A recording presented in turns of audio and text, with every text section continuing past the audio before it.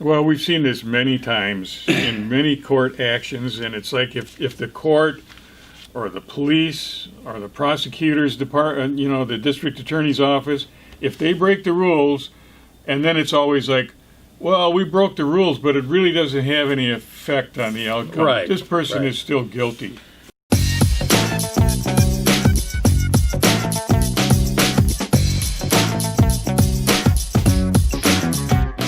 Good morning. Don't call during the show, okay? Because it really disrupts the taping. This is George Myers. Morning. This is Jim Spodek, and I'm Ken Jorgen, and we're here with Talkin' Racine and you. Do you think we'll get this all in a half hour today? Usually we like to run it about a half hour. Talk fast. We're going to start out with Sandy Widener. There you go. Yes, Sandy Widener, whose case has been moved down to Kenosha. And boy, we had big expectations down there. We thought, well, finally this thing is going to get resolved. We got a different judge, a whole different court. And lo and behold, she goes down there, and the first thing the judge does is say, well, we're not going to do anything right now. We're going to seal this. Yeah. Seal the case. Seal the case and figure out what the heck is going Amazing. on. Basically is what he did, right? I mean... That's exactly what he did. He sealed it, sealed. He can't even, Sandy's attorney cannot even talk to her about the case. Now that sets up an impossible situation. The really aggravating thing is, she has seen all of this evidence at some time in the past. Uh-huh. It's passed through her hands. But now, because it's evidence... It's been sealed in the court, and it was done here in Racine, and now it's carrying over down there. But even though she's seen these things, she's never seen them as a compilement, a compilation. So she doesn't really know what's in there. She knows that a lot of it is just emails, etc. But none of it. She just doesn't have a history of stuff that is incriminating. No. To her. Well, it might be incriminating to somebody else, and I think that's what the problem is. Yeah, I agree. It's not to her. No. But here's where I think where Cohen, who is Letney's city attorney, his attorney, because it's not the city's attorney, it's Letney's attorney, to keep him from getting exposed. So Cohen writes the order to Judge Kerkman in Kenosha. He writes basically this order and says, Sandy Widener cannot be trusted to have this information given to her. So it must be sealed, and it must only be for the eyes of the attorney and, of course, the court. And Kirkman gets it on the 6th of June and makes an order and signs it on the 6th of June. Of course, Sandy's attorney has no idea this is happening. He wasn't even notified. No, well, he finally got it after the fact. Yeah. He then writes a letter and said, wait a sec, how do I represent my client if she can't see the material that I'm going to provide the brief about? So basically, she's out of the loop again. So and that really disrupts the fundamental relationship between an attorney and a client. Absolutely. The client, the defendant, or the plaintiff, whoever it is, really is supposed to be like in control of the case. It's just that the attorney tells them how to do it. In other words, the client says, I want to do this, and the attorney says, okay, here's how we do that legally. That's what he does. But the attorney doesn't make all the decisions of how to plea or what we're going to do or what this, You have a client. He's like the driver Yes. of the limo, He's going to make sure you get there safely. Well, what did he respond to? What did the judge respond to? He responded to a lie, which was that Sandy Widener is not trustworthy. That's a lie. Here's the lie. lie. Widener had previously intentionally violated orders of the court. In this case, this is coming from Cohen, the guy you're talking about, to keep information she received in this case confidential for use only in this case and cannot be trusted to do so again. And that's a lie. That is a flat-out lie. Sandy never... you know what Sandy disclosed? She disclosed that the case existed. Yeah. Dashikevich had and she's not trustworthy because she let people know there was a case. Yeah. You couldn't even find it online. It had been that much sealed. Right. The whole case was hidden. This time they're not hiding the case, and the they have never given her the evidence that they say they have against her. She's never. That's right. She's never even seen it to reveal it. Yeah. So that is a flat out lie coming out of the city, and and the judge bought it down in Kenosha. And Well, we here's know the thing. and he had some connections with. Right, but the here's city. where I'm going with the judge in Kenosha Kirkman. He, we're going to get into him a little bit, but if you look at it, Kirkman looked at this and said, well, we've got the city attorney, we've got a high-powered attorney that the city or Letney hired. So you've got it on one side, and you've got poor Sandy Widener and her attorney on the other side. Again, fighting this case that had come back from appeal, saying it wasn't should have been handled differently. That's what he sees. So what I see with Kirkman is, so we did a little digging on Kirkman to find out, who is this judge, and what should we be looking for with him? Because Gaskergevich we had last time, and of course he made Wisconsin news. He made national He news. made mincemeat out of justice. Yeah, He did. exactly. So now Kirkman, is he following the same suit? Does he see this as a city attorney? And they must be right. This woman is, she's a troublemaker, wanting open records and wanting the information from our government. Wanting as to know what they're going to use Exactly. against her, wanting to see the evidence against her. Exactly. So I think that plays into part of it, but I don't think Judge Kirkman, I don't even want to give him the benefit of the doubt. He should have looked at this stuff. That letter from Widener's attorney was given and put on file, and I read the letter, and it's on file. We're going to hook it up on the website. It was very well done, and it should have been considered by Kirkman, and nothing. Here's the thing, Jim. The only problem I have with your theory that it's just something tied with the city. Well, it could be that. Yeah, why did he do it so quickly? Why? We just had one like this on the referendum thing. Yeah, because nothing happens until he says it's time for something to happen. It's his courtroom. For him to get the case in the morning and issue the decision in the afternoon is just. Why? Take the why not city's take? Why term. not give the? Let the opposing counsel see the motion. Exactly. He Exactly. didn't even get Sandy's Right. attorney didn't even get to see what he was moving forward, what he's trying to do. It This doesn't is, George, make sense. where I'm saying, when you talk about reform, this is the part of reform that needs to be done. Yeah. Well, I think it's more of a family thing. Gaskerkevich, we never found anything other than he just felt that if the city was doing it, the city was right. Right. All right. We don't see this in Kirkman. There's more to it than Kirkman. We have pictures of him cavorting with Corey Mason. Well, and Corey Mason is, in our estimation, very involved in this case in a tangential manner. That's Yeah. right. This whole thing Because- started as a result of her challenging him for the mayoral position. Exactly. It started during the election that the whole ethics thing decided, let's have an ethics investigation on Sandy and put it out in public muddy in the water a in the little. middle of a campaign while Right. she's out knocking on doors. So Corey Mason is very much involved with this. Here we have this Kirkman is very much involved with Corey Mason. And now you begin to say, oh, gee, another one of those lightning fast decisions that normally takes, like Piontek. Piontek got the thing, and he took 2 weeks to decide it, right? Yeah. This 3 hour stuff.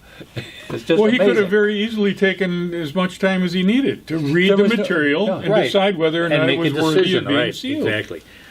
So the other part of this is, and I got a picture here, I'm going to put this up. This is Kirkman's wife, Samantha Kirkman. Now, she's a representative in Kenosha. Now, she also is, if you can see in the picture here, with Corey Mason and hooked up with the Republican Party. So when you talk about the Republican Party, the Democratic Party, it's all together. This is a group. This is one bureaucrat protecting another bureaucrat. That's all you got here. And it's been going on in Racine, and particularly with the Widener case, but it goes on in the court system all the time. And we're used to seeing it on TV and stuff at the federal level, a little bit at the state level. Yeah, all I'm saying is that it's going on here at the local level too. It's something we have to break through, and if we're going to rescue Racine and get it turned around, this is one of the hurdles we have to overcome. Is this brotherhood, sisterhood, whatever you want to call it, amongst all these politicians, and they're just, we know that when we take a case up from this case up to the next level up, and the city's involved, we're in trouble. Yeah. Because up there is Lisa Neubauer, whose daughter was the assistant in Corey Mason Yeah, his Greta. campaign, Greta Neubauer, Yeah. and she was the heir apparent to his position in the assembly. So you have this family situation, and it's over there in the court system, because as soon as you go up there, you meet another family member Yeah. with Corey Mason. So when the city's It's in all the brick town- walls. I mean, Yeah. if you're looking for justice. it's getting loony. Yeah. No, Racine and justice just don't go together. Yeah, This has been. This is just a month short of 3 years that this has been going on, and it is a bullshit case yeah. from the very get-go. a bunch It's a of bullshit case. slideshow emails that everybody's And you know the seen. funny thing about the it, whole, the whole council. You has and seen it. I got the emails. That's who they're having a problem with. Is having a problem with those guys got emails from Sandy Widener from the city. Yeah, we- And, they're all bogus. There was nothing in them. But the fact is, there were information we asked for and we got it. But The whole issue it brought out again was, once again, the reason we can't reveal them, because there's this attorney privilege and attorney-client relationship. And the attorney being the and the city attorney- attorney, and yeah, the client being the city. called us What the hell? Yeah, dangerous. And where We were did- dangerous. I think you were dangerous and I was something like Yeah, I that. think you were crazy. Yeah, or was it the other way around? I don't know. And it's in the actual brief, some of it. It's like, Oh, my yeah. God. I mean, you can't make this stuff up. But here's the bottom line. What are you covering up? When you go to this extent, what are you really trying to cover up? You know darn well there's way more here, and it goes a lot deeper than Sandy Widener. Well, they don't want those emails coming out, not because the only people that might be damaged by these emails is it might lead to some uncovering of some unsavory activity on the part of somebody. And in the city. Yes, exactly. And it is, So- and the person ain't Sandy Widener either. No, and we're guessing at that because This could lift the lid on Machinery Row. Yeah, we've is what seen I a think lot. they're We've seen a afraid lot of emails around, and some of them could lead into Machinery Row. Yep. That's true, and which would be very damaging to the city, particularly Scott Letney and Corey Mason, because they were involved with Machinery Row. John Dickard, I mean, Yeah, and that whole Yeah. thing. But we don't even know which ones are in that. I mean, we've seen a lot of emails. Sandy's seen a lot of emails. It's just that, are they part of this package that Letney's trying to hide, the city attorney's trying to hide? And none of them should be hidden, right? No, none of I them mean, need to be, as Exactly. far as we're concerned. But his main complaint was he had put his expertise into those emails, and that expertise was privileged information, therefore. So it wasn't necessarily what was in the email. That's not what they're arguing at any rate. I think what was in the emails might also have been the problem. But his argument says that he has the right to protect those things from Sandy Widener and from the public because they were made by him for the alderman, and the alderman had no right to give it to you and me, Jim. but here's the problem, Well, George. the same expertise that you're talking about is the expertise that's resulted in the city being sued for a lot of money. Yeah, right. A whole right. roster of And lawsuits. great, if your wonderful- representatives can't get the information, then what do you have representatives for? I mean, this is when you talk about tyranny, this is the beginning. You don't have the information out. You don't know what's going on behind closed doors, and that's what's happened in the city of Racine. This is exactly what's going on, and here Kirkman is falling in line like a good soldier. What we're seeing right now is kind of the result of the Common Council, but right now we're looking at the result of what was going on back here with them letting all this stuff just go through. Right. Duh. Well, as long as we're talking about freedom, our freedom has been expanded recently. Dottie Bauer Sox is kind of Dottie Dottie. She's moved the sheet. Hottie Dottie, Dottie, yeah. Moved the sheet back a little bit so you can at least breathe. But what are some of the changes? It's like if you got a business, it can go from a maximum of 25% to a maximum of 50% of 50% capacity indoor now. capacity, up to 100 people. Still gotta be 6 feet guidelines. apart. Opened up. Opening up worship place. They're opening up. It's a second phase, but they moved it ahead. What? It's the 10th. I thought that was That's interesting. 3 yeah. weeks early. 3 weeks, Yeah. Now wait a sec. Didn't we just have a spike, George? Wasn't there a spike and all this is happening? And why open 3 weeks early? My question is, there's always a reason why. Now we're opening 3 weeks early. Do you think he's getting the heat? I think that's it. I think they're finding out that people. I mean, people are fighting back. When I saw that article came out about Dimple Navratil and Dimple and Dennis and not getting their just amount of the money that was given out to help businesses, and it was because he appeared at a protest in Madison. Yeah.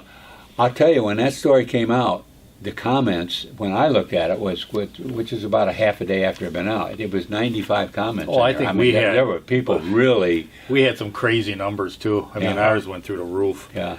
So. But I think businesses are looking at. I think Corey, I think he responds to heat. You were right when you said that there's heat on, but we know he does that because he has a feel for it. He did that with the arena project. That's right. He came out 100% for it. Oh, he was so behind that arena project. That was a big deal. That was the best thing, man. That was going to be the thing that opened up Racine and turned it into a powerhouse. He helped get the money and all that. Yeah. He was really. But then he was out in the streets when he was campaigning for mayor, and he realized what an unpopular idea that arena was, and I think it was August 8th when he first came out and said, if that comes across my desk when I'm mayor, I will veto that project. I mean, this guy is a classic politician. Oh, my God. He's almost embarrassing to watch sometimes. But fun. He wouldn't be any fun if we didn't have him on this show. But I want to kind of hit one other spot here on this Safer at Home. Apparently, Safer at Home, or Safer Racine, or whatever they're calling it, apparently is trumped by the fact that my political career might be in jeopardy. Yeah. That's what's happened here. And I think when you got, all of a sudden, Hottie Dottie comes out with a statement, and we gotta be a statement that should have came out early on before the judge had to, they went back and forth with this judge. It's a joke. The thing is a joke, and Corey Mason has made mockery of something that should be handled in a health manner and have people be conscious of what they're doing and how things should be handled. One thing that I'd like to point out, which concerns me, because this is how far afield these people get when they get in these positions. But Dottie had a caveat there on backing off on these restrictions. She says, if a spike in the cases is detected or supplies begin to run low, the rules can be changed. All right, supplies can run low, that's fine. I don't think that's going to happen. I'm really not worried about that. But the spike in the cases is what bothers me. Spike in cases can happen because people are going out and gotten tested. Yeah. Spike in cases because more people are reporting it and getting over with it and said, hey, I just want to be checked out, this type of stuff. Spike in cases is not... If the death rate starts to go up and more people are dying from it, which almost, by the way, 50% of everyone that's gotten hit with this has been in the nursing home. So those are the people we want to protect. The elderly, those that are sick, that type of thing. Because people in school, young people, are virtually not getting it at all. It's nearly impossible to get it. But here's where I'm going, So the George. spike in cases, that bothers me. That all this is there. pumped up. Spike, testing, we got to get supplies. We got all this hype. And when it comes down to the fact that a business is going to possibly be losing business or possibly losing their bankruptcy completely, all of a sudden they're saying, hey, you know what? I got nothing to lose. I'm going to start fighting back on this. And I'm going to tell you, behind the scenes, there's a lot going on. And Corey's reading the tea leaves right now, and all of a sudden, boops, we're going to go to phase 2 3 weeks early. Yeah, some of my biggest political supporters are economically duressed. Right. Well, I'm telling you, when you're on the side of not making money anymore, or your business or your personal life is being affected, I don't care what Corey Mason thinks. I'm going to save you. They don't need saving. They need to get their business open and run their life. No, and that's exactly the problem. In other words, this is the idea of a person's. I mean, Dottie is still getting paid all her money. Yep. She might even get bonus hours with this thing coming along. I think everybody down at City Hall is getting paid. Yeah, they haven't lost anything. State legislature? They stay at home and they work out of the house and go out when they feel like it, I guess. Yeah. But the thing is that when it's your actual business is at stake, your livelihood is at stake, that gets very dangerous. Can I bring up that chart about the long-term chart from 1900? Yeah. What do you mean, can you bring it? You just did. Yeah. on the death rate in the United States, and that is the number of people that die per 100,000 people, and it shows it from 1900 to 2017. And by the way, another interesting statistic, and I'll get back to this, is that so far up to the end of April, the number of people that have died, looking at the weekly statistic in the United States, is lower than the first 15 weeks in 2019. So far this year, up until the end of April, there have been fewer people died in the United States despite the pandemic. There's a couple spikes in here. Interesting. One of them, 1918, and with the left-hand side of the chart is that great big spike there. And then there's another couple that are real interesting. One is in 1936. That's other than the 1918 spike. That's probably the next largest When one. did Prohibition 1936. end?